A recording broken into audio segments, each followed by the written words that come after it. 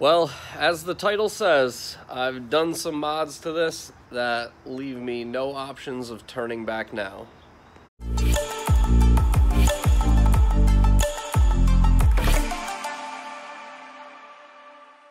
So a couple things I definitely wanted to get in this car was an aftermarket seat and an aftermarket steering wheel. Now, I had a seat laying around. Granted, it was a $2,500 OMP carbon fiber racing seat with head bolsters that when you shut the door, well, you can't really see, but it just touches the window. They're so big. But it does fit. Now, I did have lower brackets for it laying around, but my buddy Chance was like, hey, you know, it would be really cool if you kept the factory sliders in there. Now, in order to get the factory sliders, I basically had to cut the seat apart because some of the spots were like spot welded and riveted together, so I had to cut it apart to get the sliders out. So that's not going back in ever. But we were able to get it on there, and it does work. And it's actually at a pretty good height in the car too. But that's mod number one of no turning back. The second one was the steering wheel. Once I put that seat in, I very quickly realized it was going to be a pain in the ass to get in and out of this thing. So I had to put a hub adapter and quick release on it. Now, for a decent hub adapter, you're going to spend, you know, 70, 80 bucks. Quick release adapter to bolt onto that, you know, another $80 to $100, somewhere around there. So said and done, I'd probably be able to do a bolt-on quick release style for 150 bucks. Or I could just weld a hub on for $40. And that is what we ended up doing here. So I found this hub adapter on Jegs for 40 bucks. And it came with the 6-line deal. TIG welded it onto the steering column. And now we have a quick release. That only cost me 40 bucks. Now, finding a new factory seat to put in and just bolt in isn't that big of a deal. I could do that, but to change that out would be a real pain in the ass, so there's no going back from that one. While I was doing some other stuff in there, I also wired a radio into the car, and I started hooking up the SAFC for it. Forgot that goes off. I hooked the battery up.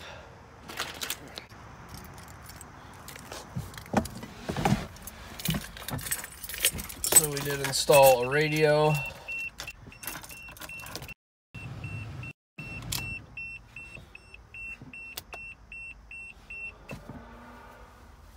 This thing sounds terrible though. The speakers in this car are garbage. Oh, actually, now that I think about it, I don't think I hooked the antenna up to it, so I'm not going to be able to get radio, but it is just a Bluetooth radio, so I can hook my phone up to it, but I record my video on my phone, and I can't play audio through Bluetooth while recording video, so yeah, you guys aren't going to be able to hear the terrible sound quality of it. And this is just ridiculous, having this seat in this fucking car. Look at the clearance on this thing. Look at the clearance on this when I shut the door.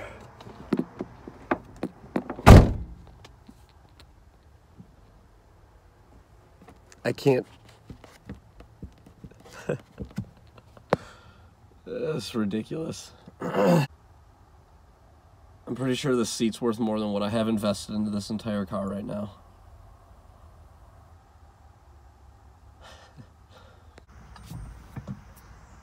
And this wheel is actually for the Mustang. This is probably, I mean, I might keep it in this car and just swap them over. But yeah. I really love this Grip Royal wheel. This thing's awesome. Definitely one of my favorite wheels I've ever had. As for wiring stuff and electrical, what we've been up to, we got the SAFC Neo. I got that for a really good price. I was able to pick this up for 120 bucks shipped. So killer deal on that. Help us stay within the budget. And then I went ahead and kind of sorted out the wires on it, the ones that we need. Because they do have the big looms like this for different type of MAF sensors, It has the VTEC control stuff in there. So there's a bunch of wires in there that we didn't need. We ended up just needing to use 6 of the wires. Actually, I think it was like 8 of the wires, but 2 of them were grounds, 2 of them were powers. But I had these Denso connectors. I have a bin of these from when I wired the Mustang, so I put a nice quick connector on there to make it easier to use, and then I just have the pigtails here that need to be wired up into the harness, and you know, everything's going to tuck back behind the dash over there. We do have the battery cable routed through because we have to relocate the battery to the trunk.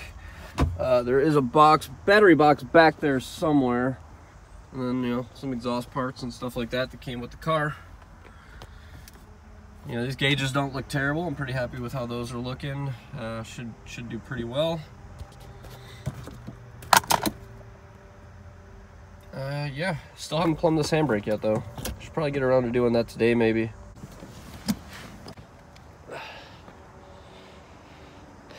Yeah, other than that, I got a couple other things in for the engine.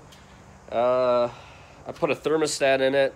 I did need to get a thermostat for the engine. I wired up a O2 sensor. Where's the factory one? So this is the factory O2 sensor for the G. It's very similar to the 7M styles. I think it's actually the exact same one as the 7M style, but it has these 2 bolt style to hold it down. I really hate that flange design, so I ordered one that has a thread in. Yeah, so this one is a thread in style, so it takes a standard style you know, O2 bung, and you don't need to get a crazy flange for it or anything like that. 3-wire narrowband. I believe it's for like a 5-liter Fox body Mustang or something like that. This is the part number on the O2 sensor if anybody is interested in it. From everything I've seen and researched, these have worked for people, and they are only like $20 on Amazon, or 25 bucks, maybe something like that. They're in the $20 range for one of those. But that's just one of those things. It's like, do your research, because if you just search up to find an O2 sensor like that for a 1JZ that you want to thread into a bung, you know, they're going to be $60, $70 because somebody else did the research, they found the part numbers, and then they're selling them for double what they pay for them. You know, which if that's what you want to do, buy stuff like that, more power to you. But I'm giving you the part number right here of what I found, so save you guys some money, because I saved myself some money. We picked up a GM 3-bar map sensor for the car, which we're just going to dial and tune in the MAF signal. Fuck this light. We're going to tune the MAF signal in with the SAFC. That's the whole point of getting that, was to kind of control the MAF signal for a 3-bar. That way we can run higher boost if we need to with the bigger injectors that we're getting for it. My buddy Riley, Sexsmith of MV Autos, got a set of 440cc injectors from an Aristo engine. He's going to send those out to me as soon as he gets back from Formula Drift this weekend. By the way, congratulations, Riley. That qualifying run was fucking tits. #1 qualifier. Awesome job this weekend. And then the last thing we ordered was a fuse block just to stick up under the dash to distribute power for the engine, the SAFC, and any other little knick-knack accessories that I'm going to be adding to this that will need ignition power. So we're just going to run, this is basically going to run off our main engine relay output from the PCM. So main engine, the MREL circuit as they call it, that's going to be our trigger for a relay, which will power up this, and then that'll, you know, send power to everything else that we're adding, and should work just fine. But there are some things left on this car that need to be done. I just thought I'd throw you guys out there a little video for today, just a quick little update on what's been going on, what I've gotten done, what I plan on doing, what I bought for the car. Today I'm probably going to head down to our local pick-apart yard, see if I can find a decent electric fan set, find some speakers that don't fucking suck to put in this thing, and yeah, that's going to be it. So like the video if you liked it, subscribe to the channel if you're new, and follow the build along. Hopefully the engine is going to go in today, but I've been saying that for like 2 weeks now, but haven't had a hoist here. But yeah, that's going to be it for this one, so I'll catch you guys later.